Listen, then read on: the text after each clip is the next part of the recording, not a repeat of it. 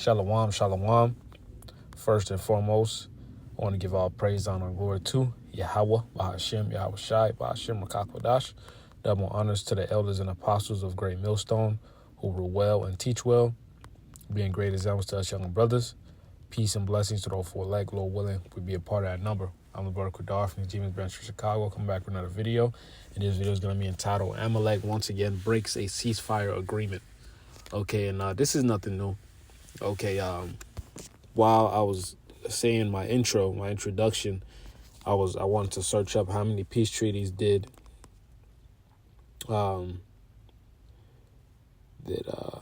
let's just say Europeans break with the Native Americans.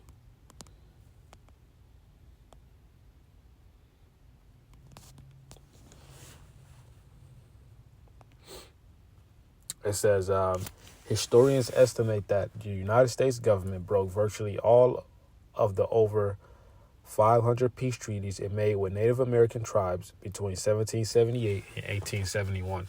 These treaties were broken or violated for a variety of reasons, including greed, political pressure, anti-Native American settlement. Okay? Hey, and Esau is a fucking devil. This is why the scripture says to never trust your enemy. Okay? So we're going to get into it, man. All right, let me play this quick video, then we're going to grab these precepts. Israel just bombed Gaza over 100 times, slaughtering at least 36 Palestinians and bringing their total ceasefire violation count to 41 and their total Palestinians murdered during the ceasefire to at least 91. The reason this happened was because of another lie by the Zionist regime. There was an explosion earlier today in Rafah, an area in southern Gaza that is currently occupied by Zionist forces, and Israel responded by announcing that they were targeting dozens of locations in Gaza and cutting all food, aid, and water from reaching the Palestinians. Shortly after the explosion, American officials in the White House and the Pentagon realized that this incident was not linked to Hamas, but was caused by Israeli settler bulldozer running over unexploded ordnance as it demolished some of the remaining Palestinian homes in Rafah. While Israel continues to place the blame on Hamas and use it to collectively punish the Palestinian people, behind the scenes they've put a censor on this story from being published because they don't want to acknowledge that they've continued to demolish Palestinian civilization despite this truce that's supposed to be in place. 2 Israeli settlers were injured in this explosion who run private companies that have gone to the Gaza for the last week and have been demolishing Palestinian homes. After U.S. officials correctly recognized that Netanyahu saying he was cutting off all food, aid, and water from reaching Gaza was going to completely destroy what's left of this sham of a ceasefire, the United States informed Israel that we knew what happened, and Netanyahu quickly changed his tune and decided that he would reopen the crossings in just a few hours. As always, there is no such thing as a ceasefire for Palestinians living under the boot of the Zionist regime. When Palestinians kill Zionist soldiers, it's called terrorism. When Israelis kill Palestinian civilians, it's called a ceasefire. For the past 2 years, Israeli society has told us very openly, or very honestly, that they wanted the hostages back so they could then go back in and finish this genocide, and that's exactly what we're seeing right now. Israel still wants to ethnically cleanse the Palestinians from Gaza, with Israel's finance minister, Bezalel Smotrich, reaffirming this deadly promise to build Jewish Zionist settlements in Gaza as recently as 2 days ago. I'm urging you to keep your hearts with Gaza. Now is the worst time to abandon them. This sham of a ceasefire is colonial, meant to carve up Gaza under Trump and Netanyahu, and to soften your anger against the Zionist regime, to pull back pressure against Israel because they're starting to crack. And we cannot allow this. We must maintain and even increase this pressure to achieve liberation of Palestine. If you want to support my work, then please go to All right. Those of us in the know, we already knew, that there was no such thing as that ceasefire, man, because let's grab this 1 Thessalonians 5:3. It says, for when they shall say, I can start up, but I'll get straight to the point. Salaki, it says, for when they shall say peace and safety, then shall sudden destruction come upon them as travail upon a woman with child, and they shall not escape. All right. So we understood that if it was so-called a peace treaty or a ceasefire, that was going to come to naught. Because it's prophesied that war is going to take place, and you can't go against the Most High's will. We're all pieces in the chessboard, so to say, of Yahweh Shem Shai, man. Those he used for righteousness and those he used for wickedness on the left hand side, and that's it.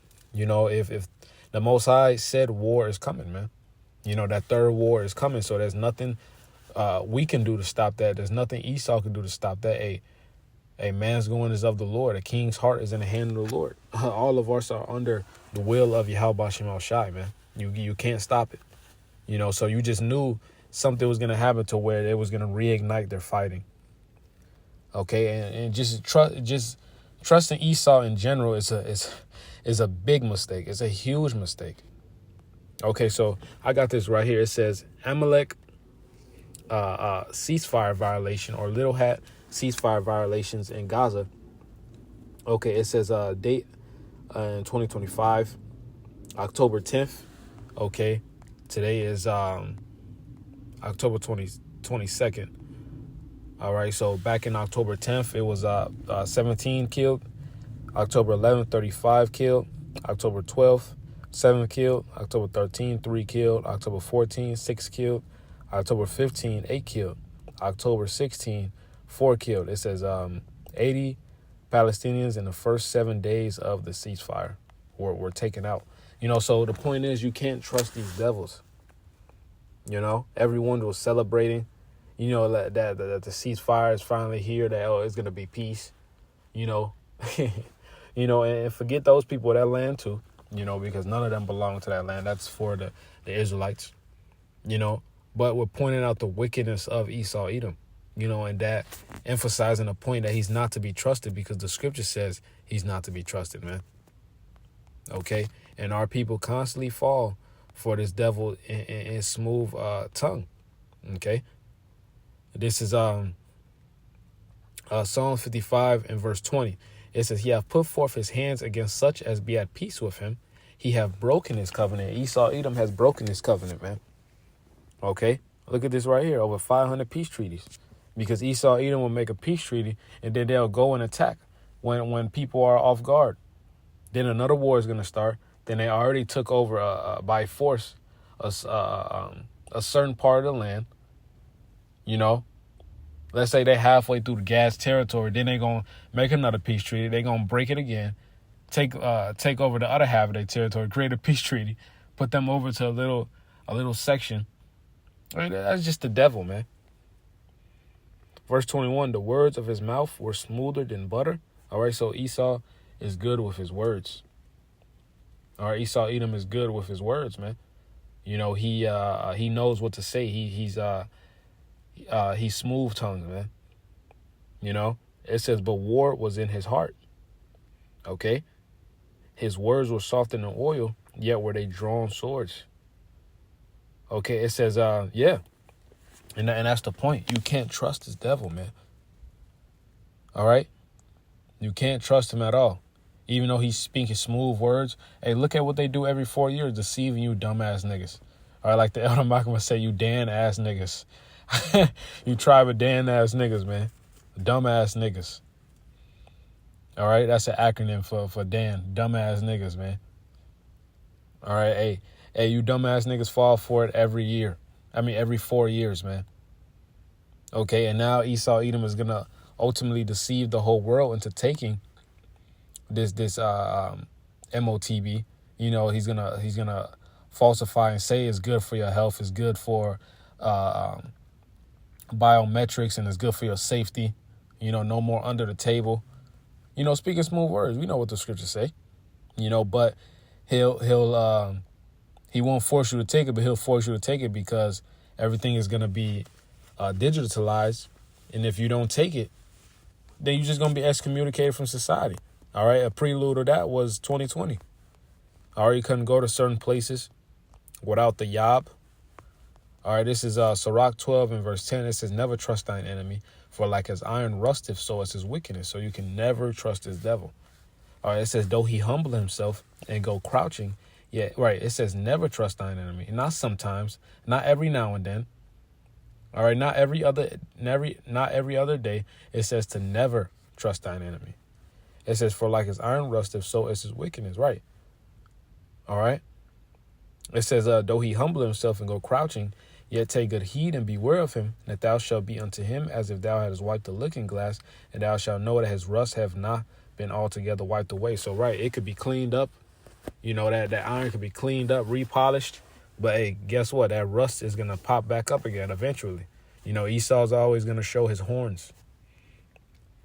All right, it says, set him not by thee, lest when he have overthrown thee, he stand up in thy place. Okay, hey, look at what Haman was trying to do, okay, to the Israelites. And he was trying to take the throne as well. All right, it says and that just shows you he has a perpetual hatred towards the Israelites, man. All right, Ezekiel 35:5. All right, it says, he stand up in thy place, neither let him sit at thy right hand, lest he seek to take thy seat, and thou at the last remember my words, and be pricked therewith. And you see that with the when you watch these documentaries and you learn the history of the Roman Empire and the Greeks, how they will always backstab each other. They're doing this to each other, man. You know? Verse 13, who would pity a charmer that's bitten with a serpent, or any such as come nigh wild beast? So if a nigga coming, he playing with a snake, and he get bit, hey, people gonna be like, hey, man, what the fuck you playing with a snake for? You know? No one's going to feel bad for the guy. All right. And same thing if you go around trusting in Esau. All right. You niggas are feeling it now with your snapping, your benefits being taken away, stripped away, your Social Security. All right. Your retirement funds are being stripped. Okay. So these people are feeling it, not trusting this devil. Okay. I wanted to grab this 1 Maccabees 1:30. It says, this is when Antiochus sent his collector, you know, his tribute collector, into a city of Judah. All right, you can start up because it's going into Antiochus, and I'm gonna start at verse 29. This is 1 Maccabees 1:29. It says, and after 2 years fully expired, the king sent his chief collector of tribute into the cities of Judah, who came unto Jerusalem with a great multitude, and spake peaceable words unto them, but all it was deceit. Okay, so it's all deceit. For when they had give him credence, okay, let's go into that word for credence. It says belief in or acceptance of something as true. The likelihood of something being true, and our people give this devil credence every 4 years. And he just shows you he's a devil. All right, two wings of the same hateful bird, as the elder Malcolm will always say. And now you're starting to hear everyone else say it, you know, because these people are watching our videos. Okay, it says he fell suddenly upon the city and smote it very sore and destroyed much people of Israel. And when he had taken the spoils of the city, he set it on fire and pulled down the houses and walls thereof on every side. But the women and children took their captive and possessed the cattle. Then builded they the city of David with great and strong wall, and with mighty towers, and made it a stronghold for them. And they put therein a sinful nation, wicked men, and fortified themselves therein. All right, and that's the result of trusting and giving credence unto this devil. Okay. So, hey, you can't trust this nigga, man. You know, anything you see on social media, you always got to look at it with a through privacy lens, man. You know.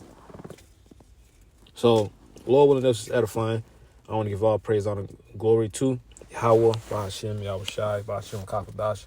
Double honors to the elders and apostles of Great Millstone who were well and teach well, being great as to us younger brothers. Peace and blessings to all for elect. Lord willing to be a part of that number. Shalom. Kwam Yasharala. Wa Abad Rabal.